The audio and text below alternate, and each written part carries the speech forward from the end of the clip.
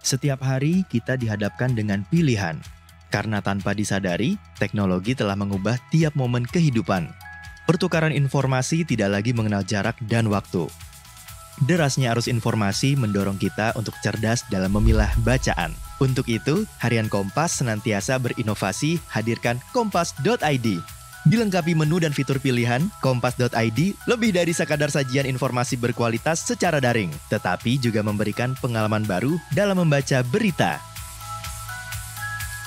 Menyajikan informasi berdasarkan fakta dan data akurat sebagai referensi terpercaya, kompas.id berikan kemudahan dalam menikmati sajian berita terkini, menemani dalam kebersamaan untuk ciptakan gagasan kreatif.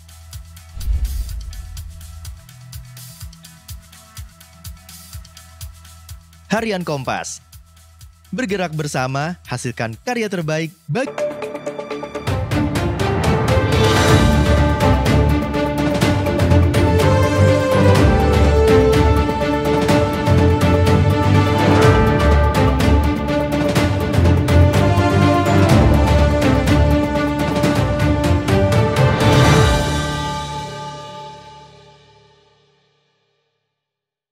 Assalamualaikum warahmatullahi wabarakatuh. Waalaikumsalam. Selamat siang Bapak-bapak dan Ibu-ibu para hadirin yang berbahagia. Alhamdulillah kita berjumpa lagi dalam salah satu seri webinar yang diselenggarakan oleh Harian Kompas dalam rangka Hari Ulang Tahun Kompas ke-56. Semoga kita semua dalam keadaan sehat walafiat. Siang ini kita akan berbicara tentang topik yang sangat menarik, yaitu bagaimana kontribusi kaum agamawan dalam menangani pandemi COVID-19. Ini topik yang menantang, terutama bagi kaum agamawan dan juga seluruh masyarakat Indonesia.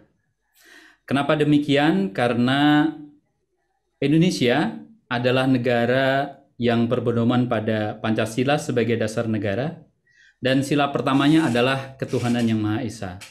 Itu menunjukkan betapa religiusnya negara ini. Dan mayoritas penduduk Indonesia adalah masyarakat yang berkeyakinan kepada agama. Sebelum saya mengantarkan diskusi, saya akan menyapa hadir siang ini sebagai pembicara tunggal, yaitu Bapak Ahmad Syafi'i Ma'arif. Buya Syafi'i, selamat siang Buya. Selamat siang. Assalamualaikum warahmatullahi wabarakatuh. Waalaikumsalam warahmatullahi wabarakatuh. Buya bergabung dari rumahnya di Yogyakarta. Kemudian saya sapa juga Mas Budiman Tanurjo, Wakil Pemimpin Umum Harian Kompas. Selamat siang Mas Budiman. Selamat siang. Assalamualaikum. Waalaikumsalam. Hadir juga Wakil Pemimpin Redaksi Harian Kompas, Mas Tri Agung Kristanto. Selamat siang, Mas Tra. Selamat siang, Mas Siang. Selamat siang, Buya. Selamat siang, Mas Budiman. Selamat siang, sahabat Kompas. Ya, selamat siang juga untuk seluruh hadirin yang menyempatkan diri bergabung dalam webinar kali ini. Para hadirin sekalian, meskipun Indonesia adalah negara dengan penduduk mayoritas beragama dan menempatkan sila ketuhanan yang Maha Esa sebagai sila pertama, tetapi hubungan antara agama dan negara selalu di dalam tegangan, ya. Dan dalam konteks pandemi COVID, kita melihat beberapa fakta yang menarik untuk kita ulas sebagai pengantar. Senin yang lalu ada ratusan orang dari Pulau Madura yang berunjuk rasa, atau dalam bahasa Jawa Timuran itu ngeluruk, ya, ngeluruk ke Surabaya menentang tes antigen di Jembatan Suramadu. Kita tidak tahu persis apa sebetulnya yang terjadi, tapi ini fenomena yang menarik. Sebelumnya di Bekasi, di salah satu masjid di sana, ada seorang takmir masjid dengan beberapa orang juga melarang seorang jemaah yang mengenakan masker ketika hendak sholat di masjid tersebut. Bahkan salah satu pengurus sempat mengutip ayat Al-Quran untuk mengkonfirmasi pelarangan itu. Pada awal tahun 2021 di Aceh ada seorang pemimpin komunitas agama juga yang menolak ketika diingatkan untuk mengenakan masker, bahkan membentak-bentak orang yang mengingatkannya itu, meskipun orang yang mengingatkannya itu adalah seorang tentara. Kemudian kita ingat di awal pandemi ini ada ceramah ya yang mengatakan bahwa virus corona adalah laskar Tuhan yang akan menghukum orang-orang yang menyimpang. Dan juga disebutkan bahwa virus corona bisa hilang dengan berwudu, karena berwudu itu mensucikan, termasuk mensucikan dari virus-virus tersebut. Nah, ini menjadi hal yang menarik dalam konteks pandemi karena ternyata fakta-fakta itu justru bertentangan dengan analisa medis ya, ilmu kesehatan tentang pandemi. Pertanyaannya adalah bagaimana caranya kaum agamawan, terutama pemimpin-pemimpin agama, diajak turut serta dalam berkampanye untuk menangani pandemi, berkampanye protokol kesehatan dan lain sebagainya. Di tengah situasi pandemi yang semakin merundung kita hari-hari ini. Di sini bersama kita ada Buya Syafi'i yang akan memberikan penjelasan tentang hal-hal tersebut dan juga pencerahan-pencerahannya. Tetapi sebelumnya kami persilahkan kepada Mas Tri Agung Kristanto untuk memberikan sambutan selaku Wakil Pemimpin Redaksi Harian Kompas. Silakan Mas Tra. Terima kasih Mas Yam. Terima kasih Buya Syafi'i yang sudah bersedia hadir dan kemudian akan berbagi dengan kita semua. Terima kasih Mas Budiman juga sudah menemani kita semua. Sahabat Kompas, ini bagian dari ulang tahun Kompas yang ke-56 dengan tema Kawan dalam Perubahan.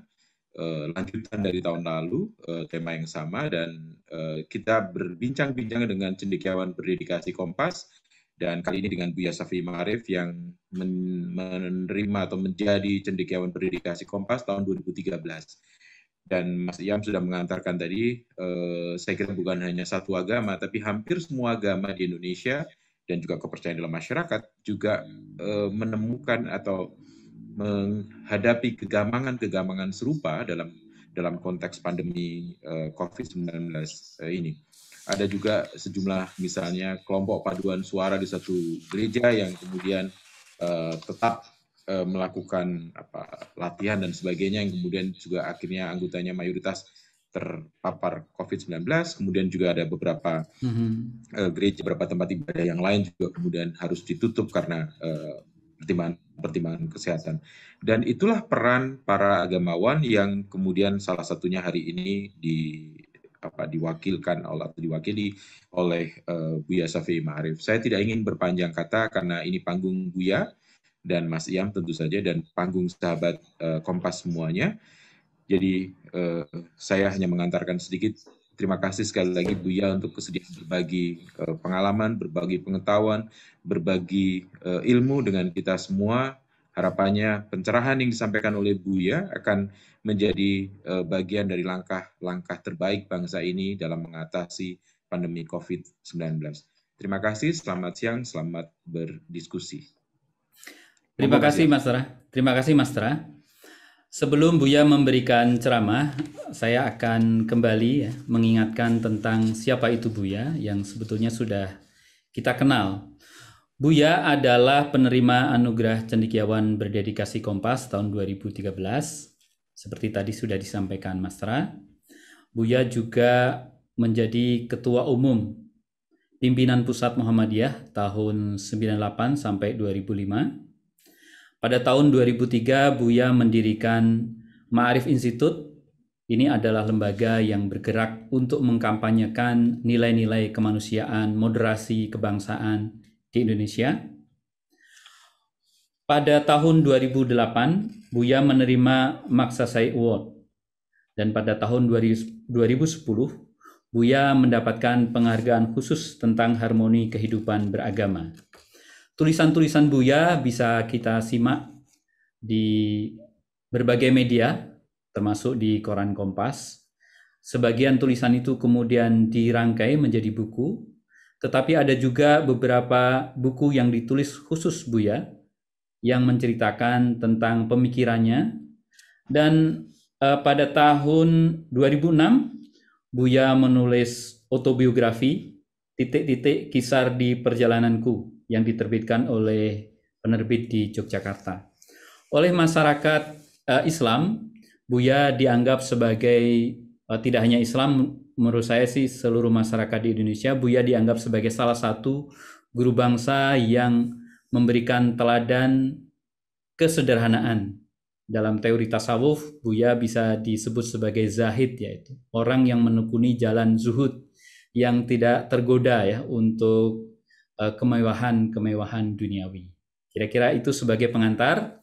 Selanjutnya kami persilahkan Buya Safi Ma'arif untuk memberikan ceramah.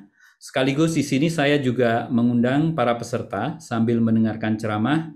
Jika ingin bertanya, silahkan menuliskan pertanyaannya di kolom chatting. Buya, silahkan untuk memberikan pencerahannya. Terima kasih. Assalamualaikum warahmatullahi wabarakatuh. Waalaikumsalam. Salam sejahtera untuk kita semua. Selamat ulang tahun Kompas yang ke-56. Terus menjadi pencerahan, ya, mendidik masyarakat, walaupun kadang-kadang juga menghadapi kelompok-kelompok radikal, kelompok-kelompok yang kurang waras ya. Tapi itulah hidup kita. Tadi yang dikemukakan oleh Bung Ilham ya, orang-orang yang melihat COVID-19 itu bukan suatu bahaya, itu sesungguhnya sangat minoritas ya. Sempalan kecil sekali dari masyarakat, terutama masyarakat Islam. Memang ada itu ya, yang kadang-kadang juga tidak mau pakai masker, tidak taat kepada prokes, dan itu aja. Tapi mayoritas mutlak saya rasa kita sudah patuh kok, sudah patuh. Ini saya rasa suatu yang patut kita syukuri. So pandemi ini COVID-19 dengan segala varian itu jelas sekali ya sudah melanda jagat raya ya. Tadi sebelum diskusi, sebelum kita mulai, yang meninggal sudah lebih dari 3 juta ya. Yang terpapar sudah sekitar sampai jam ini sudah 180 juta ya.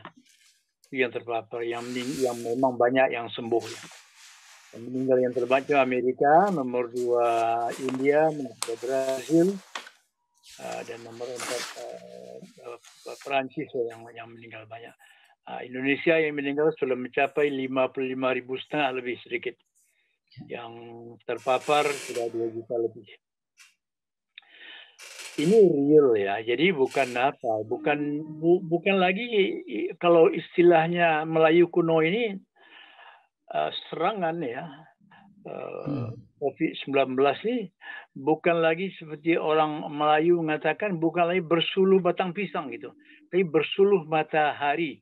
Kalau bahasa Jawanya itu cetowolo-wolo, itu sudah pasti.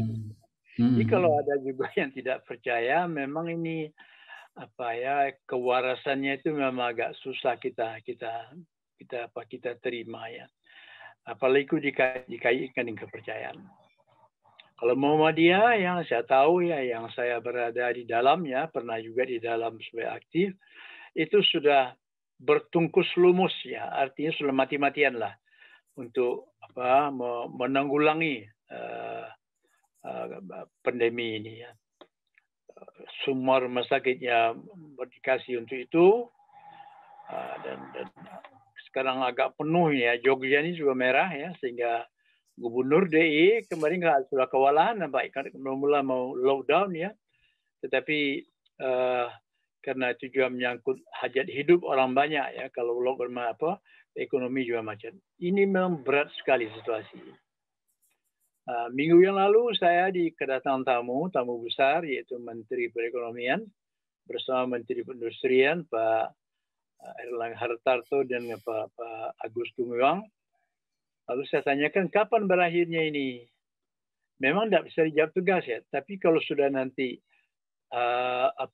kalau sudah vaksinasi itu sudah bisa selesai tahun depan, ada harapan gitu. Ada harapan bahwa penularannya akan bisa dibendung, walaupun barangkali dihentikan sekali itu susah sekali ya. Jadi sesungguhnya ini COVID ini juga mengajarkan kepada kita ya bahwa dia tidak ada tebang pilihnya. Yang miskin kena, yang kaya kena, yang general kena, bahkan dokter yang saya baca baru saja, yang dokter yang di Indonesia yang meninggal kena COVID sudah 325 orang. Itu ngeri sekali tuh.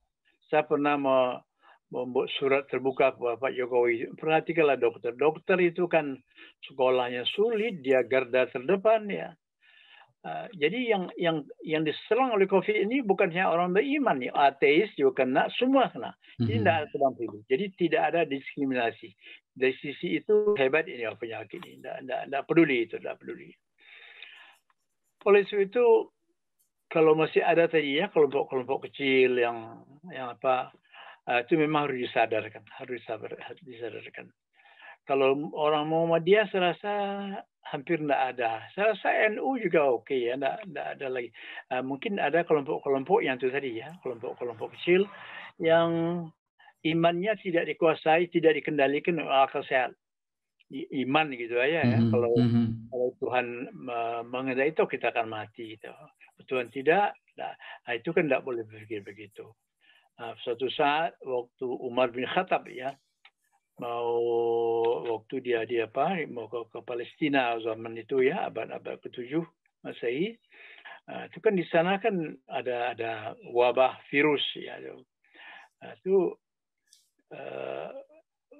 kenapa tidak percaya kepada takdir aja? Umar ya kan bagus sekali. Kita lari dari menghindari virus wabah itu juga sebuah takdir itu. Jadi itu agama itu harus pakai otak ya, pakai otak. Dalam suatu ungkapan dikatakan ad-dinu huwal aql. Agama itu akal. La dina lima aqlalahu. Ya. Tidak ada agama bagi orang yang tidak berakal. Jadi yang tadi itu karena akalnya kurang difungsikan akal itu. Jadi Quran sudah sangat jelas ya menghargai akal pikiran manusia. Bahkan di dalam surah Ali Imran itu dikatakan ini disebut ulul albab, orang-orang yang berpikir jauh ya, orang-orang yang mempunyai jangkauan pikiran yang jauh, yang tajam pandangannya. Itu kan dikatakan allazina yazkuruna Allah qiyaman wa qu'udan wa ala junubihim wa yatafakkaruna fi khalqis samawati wal ard. Rabbana ma khalaqta hadza batila subhanaka faqina adzabannar. Di ulul albab artinya orang yang berpikir dalam, orang yang berpikir tajam, yang menembus, itu sifatnya itu adalah orang yang mengingat Tuhan, mengingat Allah di waktu berdiri, waktu duduk, di waktu berbaring. Tapi itu tidak cukup. Masih teruskan lagi, wa yatafakkaruna fi khalqis samawati wal ard. Dan mereka memikirkan pada penciptaan langit dan bumi ini. Padahal sekarang ini ilmu pengetahuan yang menurut sumber yang saya baca itu baru 3% bisa mengungkap misteri alam semesta ini. Masih 97% lagi yang terungkap. Ini luar biasa ini.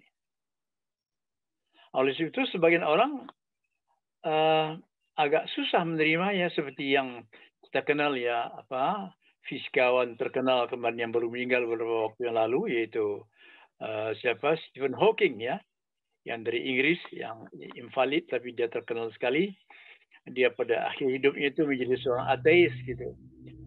Dia mengatakan alam ini tercipta dengan sendiri ya. Itu oke aja lah, itu hak dia ya. Itu kebebasan pribadi untuk beriman atau tidak beriman. Dan itu Quran mengizinkan itu ya. Aminu bihi aw la tu'minu. Jadi boleh beriman atau tidak. Itu risiko masing-masing gitu. Oleh sebab itu mari kita planet bumi yang satu ini kita jaga bersama. Yang beriman, tidak beriman, yang teis, yang beragama, yang ateis, mari kita bersama-sama. Dan tadi saya katakan COVID ini tidak pilih kasih, tidak ada tebang pilih ya. Kalau dulu kan KPK dituduh tebang pilih ya, tapi ternyata COVID tidak ada tebang pilihnya. Ya, tentu presiden menteri yang kena sudah berapa banyaknya, ini yang meninggal para pembesar juga banyak sekali. Jadi ini real ya, jangan lagi kita mengatakan bahwa tidak mungkin itu kan rekayasa macam itu, hanya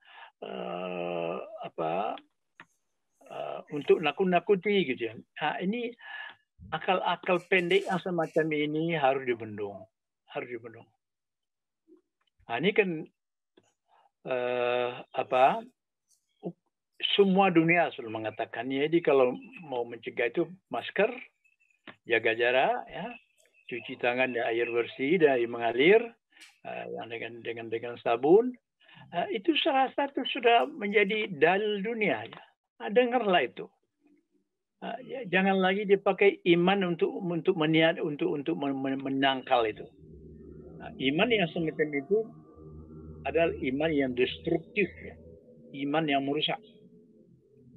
Oleh sebab itu apa yang dikatakan tadi oleh Mas Agung, ada juga gereja juga ada begitu, tapi karena mayoritas Indonesia orang Islam ya, yang banyak aneh-aneh juga orang-orang Islam gitu. Ternyata yang lain juga begitu. Jadi menurut saya, marilah orang-orang beragama yang mengaku beragama, yang mengaku berpancasila ya, mari kita bersama-sama negara, bersama pemerintah, dan pemerintah ini juga harus juga lebih dulu kan permulaannya bulan Maret tahun yang lalu itu kita seperti kurang awas dan kurang siap gitu. Seakan-akan ini bukan berbahaya. Ini ternyata sudah hampir 1,5 tahun ini ya. Kalau kita mulai dari Wuhan itu kan sudah bulan 2018 ya, Desember 2019. Jadi sudah 1,5 tahun dunia dilanda ini. Dan kapan berakhirnya tak seorang pun yang tahu. Ya kita hanya berusaha. Jadi vaksin obat yang pasti juga belum ditemui sampai hari ini. Memang ada beberapa negara yang menurut saya hebat itu. Singapura ya itu penduduk sedikit ya.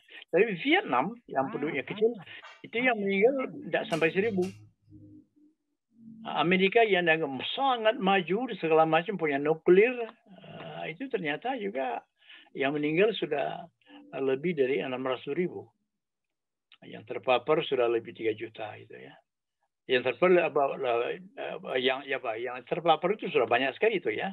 Ya lebih 3 juta ya yang terpapar. Yang meninggal sudah banyak sekali itu. Jadi waktu itu juga saudara presiden yang lama dan Trump itu kemarin agak sombong itu. Dia tidak mau pakai masker dan segala macam itu. Jadi yang tidak mau pakai masker itu bukan hanya orang-orang Indonesia. Tapi juga dulu juga Presiden Brazil ya yang terkenal itu juga nggak pakai masker. Nah, sekarang ternyata Brazil merupakan negara ketiga ya yang terpapar oleh yang meninggal juga banyak sekali dia sesudah India.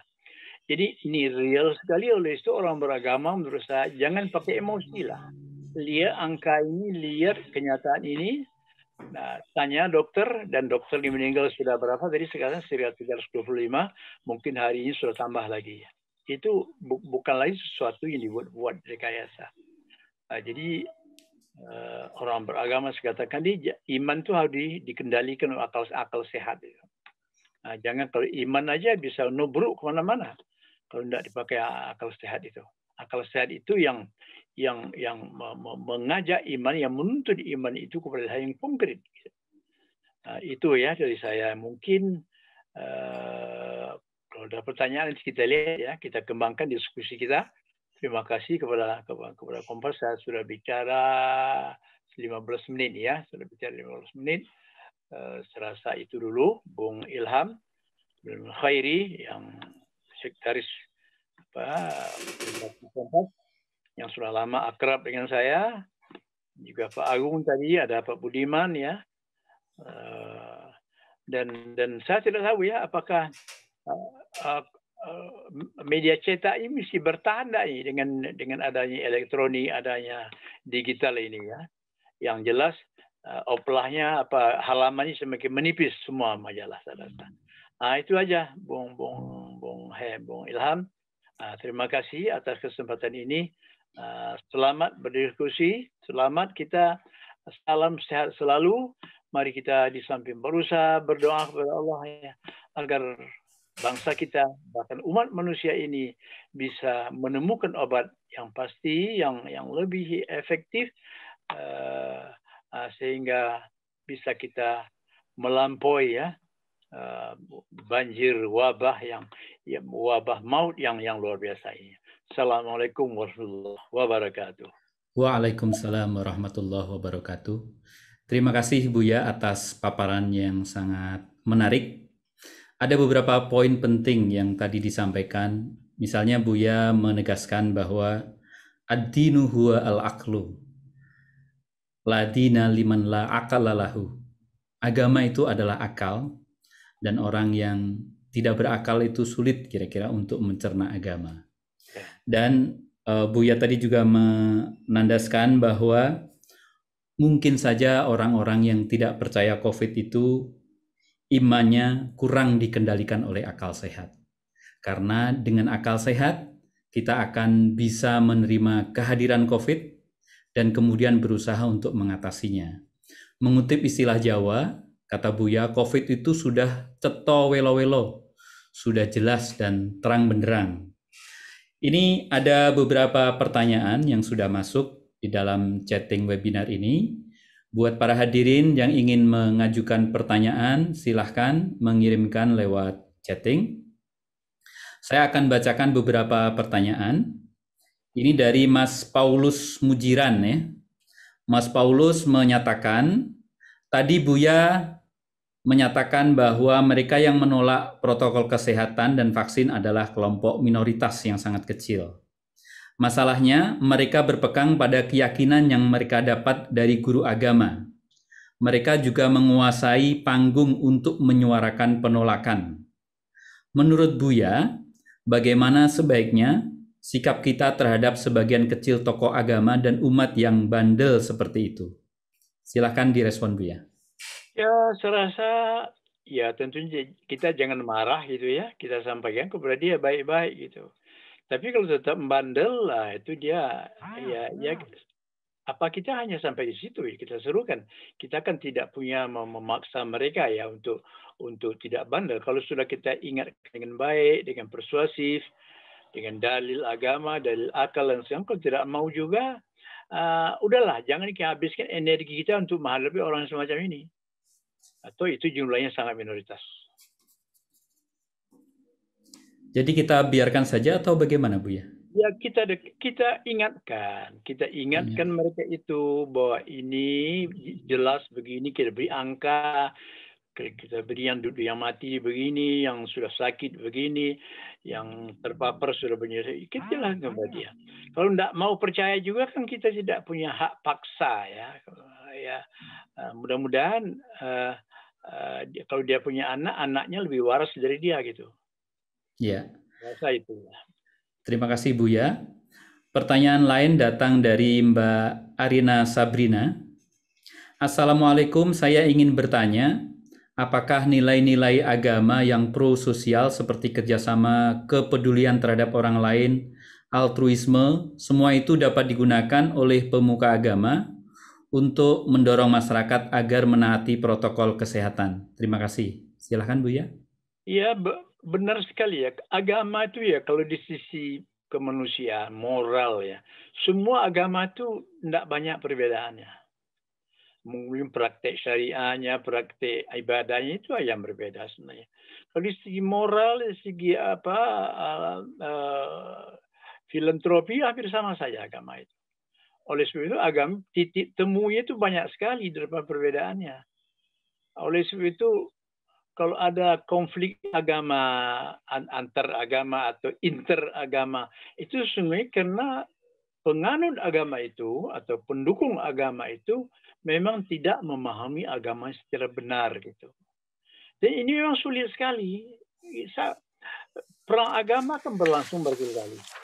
Antara agama, interagama lebih banyak. Kalau dalam sejarah Islam itu darah yang banyak tertumpah itu justru perang sesama orang Islam daripada orang Islam dan non-Muslim. Nah, ini hebatnya. Sampai ini kan tidak selesai itu. Ada Syiah, ada Sunni, ada segala macam itu. Jadi semua agama secara prinsip, secara teori, secara ajaran itu pro kemanusiaan, pro keadilan. Walaupun penganutnya belum tentu bersikap begitu. Dan kita lihat kelompok keras, radikal, bahkan teror ya, itu kan juga memakai agama itu. Tapi agama yang tidak diawasi, dikontrol, yang akal sehat itu tadi. Jadi yang saya katakan kelompok-kelompok yang menganut, saya katakan teologi maut, ya, mereka memilih kematian daripada kehidupan karena mereka memang kelompok putus asa sebenarnya. Tidak ada sesuatu yang bisa mereka tawarkan lagi untuk kemanusiaan ini. Nah, ini memang susah kita maafkan. Tapi sepanjang sejarah ada saja yang macam ini. Oleh itu yang perlu kita jaga itu kewarasan publik, ya, itu harus dijaga betul. Harus ada orang yang selalu mengingatkan bangsa, umat, masyarakat bahwa kewarasan itu adalah bagian dari martabat manusia. Orang yang tidak waras sebenarnya orang tidak bermartabat. Saya agak susah melihat politisi kita ini, menurut saya bukan tidak waras ya. Mereka terlalu berpikir pendek ya, berpikir tentang pemilu, pilkada, kurang memikirkan hal-hal yang mendasar tentang kemanusiaan, tentang keadilan dan segala macam itu. Jadi itu. Jadi menurut saya semua agama itu tidak ada yang memerintahkan untuk berbuat. Semua berbuat baik. Semua agama. Ada yang kadang-kadang perintah tegas, kadang-kadang saya tersamar, tapi semua agama begitu. Jadi oleh sebab itu, kalau kita mau belajar agama, tahu juga perbandingan agama. Sehingga kita tahu banyak sekali persamaan agama itu. Terima kasih. Terima kasih Buya. Saya akan bacakan satu lagi pertanyaan dan kemudian setelah itu nanti akan memberikan kesempatan kepada beberapa penanya yang sudah raise hand untuk bertanya secara langsung. Tetapi sebelumnya saya akan menyapa selamat bergabung Pak Rikat Bagun, wartawan senior Kompas. Ya. Selamat sore Buya. Senang sekali Buya. Ya. Ini filosof nih. Ini speaker kita di WVV ini. Selalu senang kalau Buya bicara, selalu senang. Ya. Ya. Terima kasih. Makasih Buya, makasih. Makasih. Makasih ya. Dari Mas Usman Siswanto, izin bertanya, libur keagamaan dan praktek ritual ibadah berkelompok menjadi bagian penegas terhadap peningkatan jumlah warga yang terpapar COVID. Sementara itu, literasi membaca dan digital masyarakat terhadap arus informasi sangat majemuk.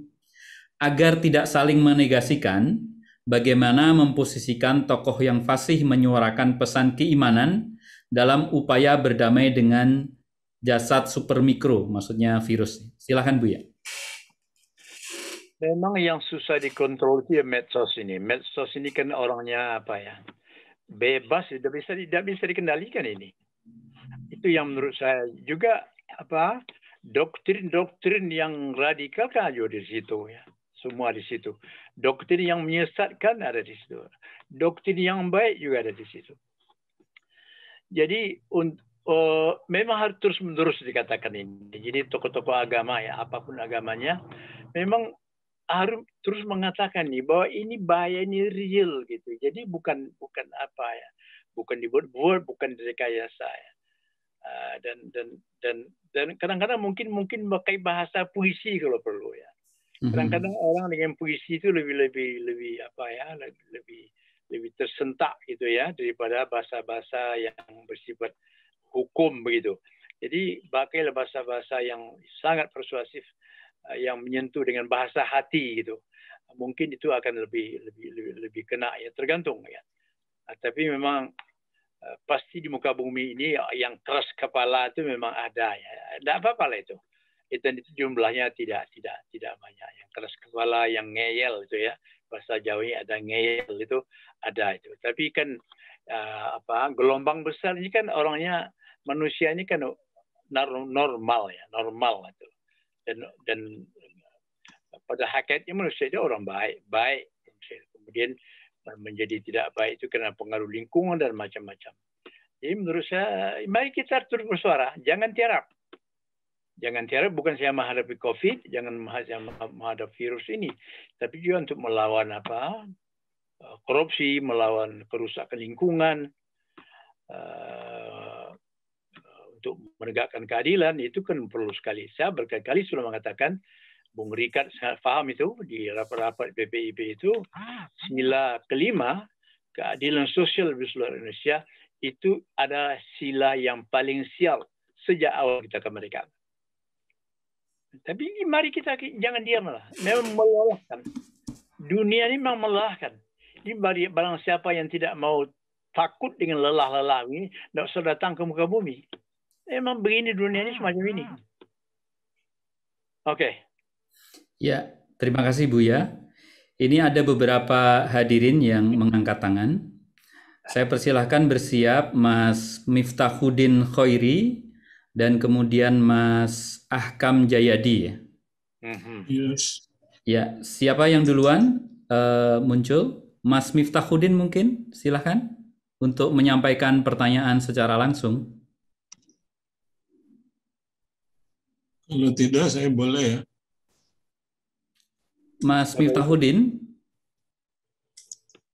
apakah sudah muncul? Ya nantilah. Oke. Yang kedua, Mas. Oke. Mas Ahkam Jayadi, silahkan. Iya, siap. Ya, silahkan. Ya, terima kasih moderator. Dan terima kasih ke segenap kru Kompas yang melaksanakan seri webinar ini. Terima kasih juga kepada Buya sebagai narasumber kita hari ini. Mudah-mudahan Buya senantiasa diberi kesehatan, dipanjangkan umurnya sehingga bisa menjadi guru bangsa untuk senantiasa mengajarkan kita kearifan untuk meraih keselamatan. Yang pertama, saya kira banyak pelajaran besar ya Buya kita dapatkan dengan pandemi ini, baik dalam kehidupan bermasyarakat, berbangsa, dan bernegara, termasuk di dalam beragama. Ketiga, kita tidak lagi individual, tidak lagi liberal, tapi kita menyatu sebagai sebuah komunitas bangsa yang mengutamakan kepentingan masyarakat, kepentingan bangsa dan negara. Saya kira itu pelajaran besar itu yang kaitannya dengan kehidupan bernegara. Yang kedua, dalam konteks beragama juga. Pandemi ini mengajarkan kita tentang beberapa disrupsi di dalam kehidupan beragama kita yang harus kita terima apa adanya. Cuma persoalannya bahwa, maaf Buya, dalam keberagaman masyarakat kita, saya istilahkan ada hal di mana kita tidak dewasa dalam bernegara dan tidak dewasa dalam beragama. Sehingga disinilah peran tokoh-tokoh agama untuk mendidik masyarakat. Misalnya begini maksud saya. Di Islam misalnya kita sangat, Buya ya, tahu bagaimana persepsi kita di dalam eksistensi kita itu hubungannya dengan Tuhan yang sering kita katakan la haula wala quwata illa billahil aliyyil. Sayang di dalam implementasinya Tuhan itu kita tempatkan pada urutan ke-90. Urutan pertama senantiasa kita kedepankan sains dan teknologi. Biasa saya contohkan begini, Bu. Ketika kita sakit kepala, maka yang pertama kita cari apa? Pasti obat. Itu kan sains. Padahal mestinya yang pertama kita kedepankan Tuhan. Sehingga kita misalnya orang Islam ketika sakit kepala, maka yang pertama kita lakukan istighfar. Astagfirullahaladzim, ya Allah. Dosa apa yang telah saya lakukan sehingga hamba-Mu ini sakit kepala. Untuk itu ya Tuhan berkati obat ini yang akan saya minum supaya sakit kepala saya hilang. Ini yang saya kira Bu harus kita gagas marasa kita supaya Tuhan senantiasa nomor satu dalam semua aspek kehidupan. Tinggal bagaimana dia mensinergikan dengan realitas kehidupan kita termasuk tadi Buya ketika bicara tentang Pancasila.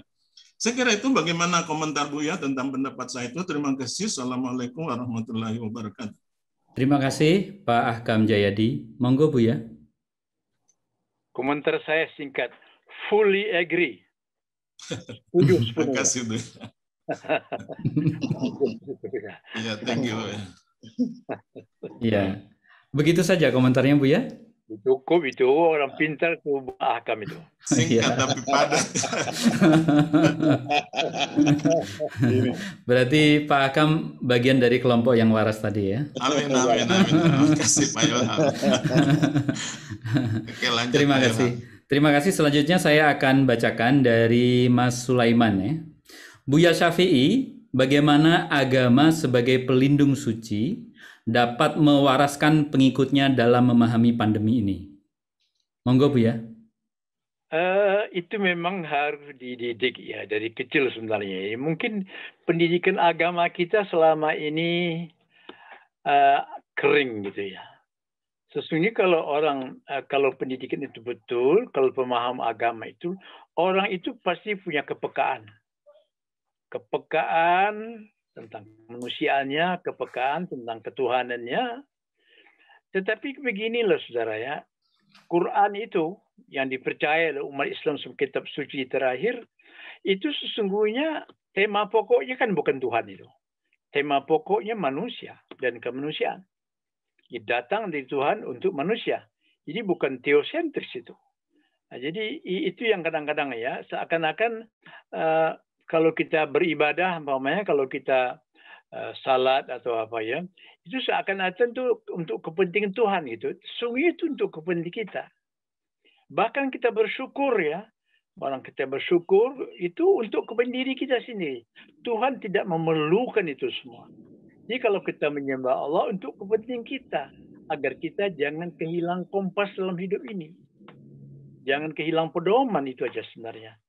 Di agama itu sungguhnya sumber etik yang tertinggi ya. Jadi itu agama bagi orang yang percaya kepada Tuhan. Nah, bagi yang tidak itu lain perkara. Nah, tetapi begini ya, Quran itu sangat sangat liberal dalam arti yang positif ya. Ada satu ayat umpamanya di dalam surat Yunus ya. Itu ayat 99. Awalnya maksudnya begini, jika Tuhan menghendaki, jika Allah menghendaki, maka seluruh penduduk bumi akan beriman. Nah, kemudian ada kalimat bagus sekali. Afa anta tukrihun nas hatta yakunu mu'minin. Hai Muhammad, kata Tuhan, apakah engkau mau memaksa manusia agar beriman seperti kamu? Itu bukan tugasmu. Jadi ini ada kebebasan memilih di sini. Ini bedanya dengan malaikat. Malaikat itu selalu mengerjakan patuh kepada apa yang diperintahkan. Kalau manusia punya pilihan, ada pilihan bebas, ada free choice, ada free will. Itu apanya. Nah, tapi malaikat kan juga tidak bisa menciptakan peradaban. Kalau manusia ini itu sungguh sebagai pencipta kedua sesudah Tuhan. Tuhan menyediakan bahan baku ya.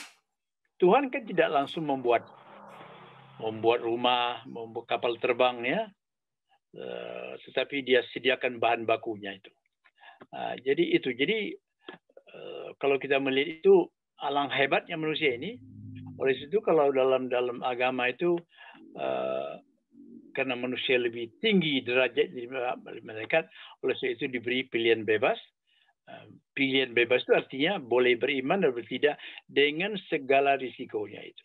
Tetapi bumi yang satu ini, planet bumi yang satu ini disediakan untuk semua orang yang beriman, setengah beriman, yang agnostik, yang ateis, dia sinar matahari itu. Dia tidak pilih kasih itu. Siapapun akan mendapat oksigen dari situ, akan mendapat vitamin D dari situ. Jadi kan luar biasa ini. Jadi kalau kita melihat berpikir begitu, rasanya hidup ini lapang kok sebenarnya. Nah, tapi kalau kita sudah memakai kebenaran tunggal ya, bahwa kita saja yang berhak hidup di muka bumi atas nama agama, atas nama Tuhan, itu sesungguhnya adalah orang yang sombong ya, orang yang pongah, ingin mengambil alih wewenang Tuhan. Itu tidak begitu itu. Tadi pertanyaan itu apa tadi? Jadi saya rasa itu ya. Jadi mari kita beragama dengan pikiran yang luas gitu, yang luas, dengan lapang dada. Kita bisa berinteraksi dengan siapa saja. dengan satu syarat, kita saling menghormati, saling menghargai, dan kalau dalam istilah apanya itu kan harus ada kita cipta suatu peaceful coexistence, hidup berdamping secara damai. Itu cita-cita, walaupun cita-cita itu tidak mudah diwujudkan. Termasuk di antara orang sesama beragama juga perang karuan. Lihat negeri Arab yang berantakan itu. Mereka berperang dengan pakai bismillah itu. Kedua berpihak macam membaca bismillah. Anda bisa bayangkan betapa tragisnya umat manusia ini. Betapa tragisnya orang yang mengaku beriman ini. Oke. Ya, terima kasih Buya. Ini ada banyak pertanyaan, saya akan rangkumkan beberapa ya. Dari Mas Manuto, soal bagaimana menolak ajakan kiai yang tidak taat pada protokol kesehatan. Kemudian Mas Ahmad Sulfi, bagaimana menyadarkan orang yang yakin bahwa COVID ini bagian dari konspirasi gitu ya. Dan kemudian dari Mas Bonaventura juga sama, COVID ini nyata, itu bagaimana cara meyakinkannya. Dan tiga penanya itu bercerita tentang hal yang masih ada meskipun COVID sudah 1,5 tahun bersama kita. Silakan Bu ya. Iya, tapi sesungguhnya sekarang kan yang gelombang besarnya kan sudah waras ini sudah. Iya, yang kecil-kecil saja, walaupun itu nyelekit gitu ya, yang mengganggu yang kecil-kecil itu. Tapi ya udahlah, kita bersama-sama aja lah. Kita kan kalau yang berpikir yang sempit macam itu, ya kita perlu lihat kalau ini dunia loh, ini dunia, ini angka-angkanya. Kalau nggak mau percaya juga nih itu, ya mungkin dia butuh huruf ya, kita nggak tahu itu. Tapi kalau itu sikap yang semacam itu dilakukan atas nama agama, itu namanya dia menghina agama itu sendiri. Agama itu kan agama itu mengajak orang berpikir, mengakui fakta, mengakui realitas, seperti namanya kebinekaan, keberagaman, itu kan fakta itu. Itu kita tidak bisa menolak itu. Dan kita juga tidak bisa mengatakan kenapa saya lahir di Indonesia, kenapa saya lahir di Wonogiri, kenapa saya lahir di mana di Timur Leste. Kita tidak bisa. Udahlah, kita terima itu. Itu suatu yang sudah ditetapkan begitu. Nah, begitu juga umpamanya kita agama yang macam-macam ini. Agama ini kan macam-macam sudah. Dalam agama itu sekte gitu macam-macam, Kristen begitu, Buddha begitu, Islam begitu, memang sulit saudara. Oleh itu bagi saya akhirnya kalau Quran mengatakan fastabiqul khairat gitu, berlomba-lombalah kamu dalam menebarkan kebajikan. Itu lainnya ya. Memang sulit sekali manusia ini sudah ribuan tahun ya, tetap begini aja. Dan orang Islam yang punya kitab suci sama semua, tidak macam-macam, Qurannya satu, Nabinya satu, itu pun berkelahi sama mereka itu. Bagi saya itu mungkin sebabnya itu karena kita tidak serius dan tidak tulus beragama. Kalau kita tulus dan serius beragama, rasanya perbedaan itu pasti ada, tapi perbedaan itu tidak akan menimbulkan perpecahan. Tidak akan merusak perumahan umat, perumahan keumatan. Tidak akan merusak perumahan kemanusiaan kita. Manusia itu satu. Humanity is one. Ini harus pegang. Manusia itu satu. Dan itu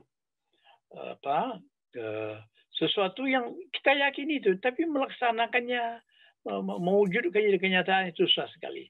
Apalagi sekarang dunia terbagi semacam ini ya.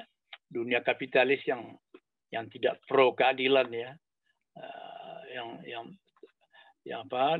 dari 7 miliar manusia sekarang yang mungkin yang terpapar kemiskinan itu tak kurang 2 miliar. Ini keadaan kita yang tidak adil. Nah, saya Indonesia ini yang penduduknya sekitar 272 juta, kita punya Pancasila. Tapi Pancasila itu nilai-nilai luhurnya itu kan masih menggantung di awan tinggi. Lihat pasal 33 makanya. penguasa negara tapi sumber-sumber alam ya, alam dan semua ini. Tapi siapa yang menguasainya itu? Siapa yang menguasai pertambangan, perbankan dan semacam itu, pertanian. Itu kan masih orang bukan negara. Ini kesalahan kita. Ini kelemahan kita sejak kita merdeka. Oleh itu mari kita bukan saja sadar beragama, tapi juga harus sadar berkonstitusi gitu. Sadar sebagai warga negara itu penting sekali. Saya tidak tahu dulu pendidikan kewarganegaraan ini harus diberikan secara tajam ya, sehingga kita memiliki warga negara yang critical tetapi loyal gitu. Loyal but critical, itu yang penting kita ciptakan. Terima kasih Bu ya. Terima kasih Bu ya, dan sekaligus itu menjawab pertanyaan yang belum sempat saya bacakan dari L3 Wijaya dari Universitas Brawijaya Malang. Tidak semua pertanyaan bisa saya bacakan, mohon maaf. Dan sebagai ujung dari pertanyaan, di sini hadir Mbak Ninu Mardiana Pambudi, redaktur. Kenal itu, saya kenal dia. Ya. Ayahnya Pak Sugiono, toh? Betul, pemimpin redaksi Kompas sebelum Mas Suta. Silahkan Mbak Ninu untuk mengajukan pertanyaan secara langsung. Baik, terima kasih. Selamat sore Buya, senang sekali lihat Buya sehat seperti ini dan masih tajam, masih kritis. Dan saya sepakat sekali dengan bagian akhir tadi yang Buya bilang mengenai ekonomi kapitalisme ya, mungkin tingkatnya sudah menjadi neolib barangkali sekarang ini. Tapi balik lagi ke topik kita yang mengenai pandemi itu kan, kalau kita lihat di dalam percakapan di media sosial belakangan ini kan, persoalannya adalah bagaimana memenangkan pikiran-pikiran yang sehat gitu ya, yang berdasarkan sains gitu ya, tapi juga punya etika moral dan dasar-dasar moral-moral agama yang baik gitu ya. Itu kan kita harus memenangi pertempuran ini melawan yang tadi itu yang hoax, yang tidak percaya atau bahkan sengaja memang memanas-manasi karena entahlah tujuannya macam-macam, memecah belah kah, atau ada yang kebencian juga begitu ya, atau karena tidak paham dan sebagainya. Nah, kira-kira kita ini bagaimana bisa menjaga atau memenangi pertarungan ini sehingga pikiran-pikiran waras itu menjadi lebih menang lah ya kira-kira di dalam era digital gitu ya, terutama karena media sosial ini sekarang begitu membanjiri informasi kita. Itu aja Bu ya, terima kasih sebelumnya, semoga sehat selalu Bu ya. Amin. Terima kasih sekali, terima kasih. Ya, saya rasa kita jangan terus saja. Memang media sosial ini memang pasukannya harus diperbanyak. Jadi yang tidak waras itu harus dikalahkan dengan media sosial juga begitu. So mereka ini yang berpikiran sempit itu juga menguasai media sosial gitu. Ini yang susah kita. Tapi menurut saya kita apalah. Memang dunianya semacam itu ya. Jadi pasti ada, kalau dalam agama Persia kuno itu kan ada namanya ada Ahriman, ada Ormus, ya ada yang jahat dan ada yang baik. Selalu begitu gitu. Nah, tapi sungguhnya di Indonesia ini yang berpikir itu kan yang sempit, yang tidak mau menerima kenyataan atau mungkin juga untuk tujuan-tujuan politik ya. Itu kan jumlahnya kecil. Karena kecil jumlahnya, ya harus dikecil kalau bisa disadarkan semua. Kalau memang tidak ada, ya kita jangan diam, terus saja. Perguruan tinggi juga jangan tiarap semua. Tokoh agama, tokoh media, tokoh semua jangan diam, teruskan, katakan itu, katakan kewarasan itu harus menang. Sebab sebuah bangsa yang warganya waras itu secara bangsa itu akan bertahan lama. Tapi kalau sebuah bangsa warga negara yang mediocre ya, berpikir sempit, itu juga susah diharapkan akan bisa bertahan lama. Nah, Indonesia ini sudah kan baru 76 tahun ya, kurang sedikit ya. Nah, kita harus bisa bertahan lama ya. Oleh sebab itu warga negara kita ini macam-macam, subkultur kita juga. Pulaunya saja lebih 17.000. Bahasa ratusan banyaknya itu. sikap-sikap beragama juga macam-macam. Tetapi ini kan kebinekaan ini, kalau kita pandai mengelolanya, ini adalah suatu mozaik, ya, suatu mozaik yang cantik sekali di selatan Khatulistiwa. Tapi kalau kita tidak pandai-pandai mengapakan ini, oleh sebab itu memerlukan apa? Pemimpin formal, tidak formal, itu harus dapat jadikan teladan. Ini yang susah sekarang ini. Saya kemarin dapat apa dari seorang tokoh di Republik ini, apa namanya itu, pilkada ya, yang menyangkut bupati, wali kota, gubernur dan lain itu. Itu sebagian besar itu dengan politik uang. Jadi cukong itu sudah susah itu sudah. Sehingga demokrasi kita terkatih-tatih, terkatung-katung karena ini ya. Jadi pengaruh politik uang itu kan memang luar biasa itu. Dan itu mungkin juga undang-undang pemilu umum kita, RUU kita harus ditinjau kembali lah. Susah lah kalau apa begini. Tapi sudahlah saudara, tingkat peradaban politik kita baru sampai di sini. Nah, kita menyerah atau tiarap atau kita terus berteriak.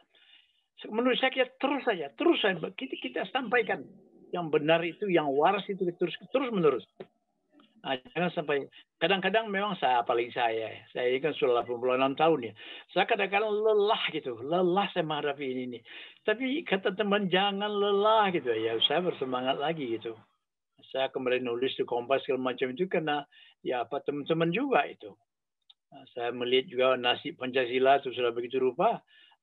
Saya tulislah itu ya, lumpuhnya Pancasila itu. Dan itu yang menyebabkan ramai sekali itu apanya. Dan saya katakan kalau tidak hati-hati, saya katakan ini Pancasila bisa akan bernasib juga seperti apa Manipul Usdai Ustubapi zaman Bung Karno ya, kemudian penataan P4 di zaman Pak Harto ya, di zaman Orde Baru. Oleh sebab itu, marilah saudara, kita bangsa ini, kita cintai bangsa ini. Dan cinta kepada bangsa ini harus tulus ya, dengan segala kekuatan dan kelemahan. Kita warga negara dan kita tidak bisa pergi kemana-mana ini. Kalau orang kaya mungkin orang yang bisa aja pindah ya, tapi bagi saya Indonesia ini cantik sekali. Itu kampungnya saudara Richard Bagun itu di Indonesia Timur ya, walaupun di sana miskin segala macam, tapi alamnya indah sekali. Dan penyanyi terkenal tinggal nasional kan dari sana itu. Nah, tapi itu terima tadi kasih Bu ya. Terima kasih Bu ya. Kalau Buya yang berkomentar ya itu sakti itu. Terima kasih Bu ya. Siapa ya Andi Noya juga dari sana itu kan hebat bangsa itu. Tapi juga memang perlu juga dia penduduknya yang rakyatnya juga harus lebih lebih aktif lah, jangan bermalas-malasan, jangan terlambat minum gitu ya. Saya rasa itu Indonesia Timur itu model kita ya, dan terlantar ya sejak kita merdeka dan sekarang nampaknya mau dibangun lah. Mudah-mudahan itu betul lah, dibangun betul gitu. Tapi rakyatnya harus jadi tidak gampang itu, tidak gampang menjadi rakyat. Orang Minang yang suku saya juga tidak gampang. Sekarang orang Minang itu kan, kalau dulu kan di sana kan industri otak tuh. Lebih baik industri otot di sana. Iya. Buya. Buya, terima kasih. Apakah ada tambahan untuk closing statement, Buya? Ini aja lah. Jadi ini webinar ini bagi saya suatu kesempatan ya untuk berbagi dengan semua pihak, dengan para pendengar, dengan bangsa Indonesia, dan mari kita hidupkan secara tulus ya patriotisme kita, nasionalisme kita, tetapi nasionalisme yang dikontrol oleh akal sehat, jangan nasionalisme buta gitu ya. Jadi nasionalisme itu kalau dulu kan nasionalisme itu kan anti penjajahan gitu ya, penjajahan itu warnanya bisa kulit putih, hidung mancung, kemudian pendek-pendek orang Jepang. Tapi itu. Jadi sekarang menurut saya nasionalisme kita itu siapapun mereka, nenek kita, bapak kita, kalau dia berlaku meneruskan kelakuan penjajah harus kita lawan. Saya rasa itu. Terima kasih Buya. Terima kasih untuk para hadirin sekalian. Saya kira closing statement dari Buya ini mengingatkan kita dan mengajak kita ya untuk mencintai bangsa ini, untuk beragama dengan akal sehat, untuk tidak hanya beragama tapi juga berkonstitusi, dan semua itu bertujuan untuk meninggikan kewarasan ya di tengah pandemi. Semoga itu bisa menjadi kata kunci dari webinar siang ini. Selanjutnya saya persilahkan para peserta untuk membuka video kameranya on cam agar kita bisa mengabadikan momen kebersamaan siang ini. Sambil menunggu kamera muncul semua, saya sebagai moderator mengucapkan terima kasih kepada semua hadirin, khususnya kepada Buya Syafi'i Ma'arif yang memberikan pencerahan kepada kita. Di sini ada beberapa layar, akan saya hitung. Layar pertama, silahkan senyum yang manis sebagai ekspresi dari optimisme. 1, 2, 3, klik. Layar berikutnya, 1, 2, 3, klik. Satu lagi, 1, 2, 3. Terima kasih sekali lagi atas kebersamaan kita. Semoga kita semua sehat selalu.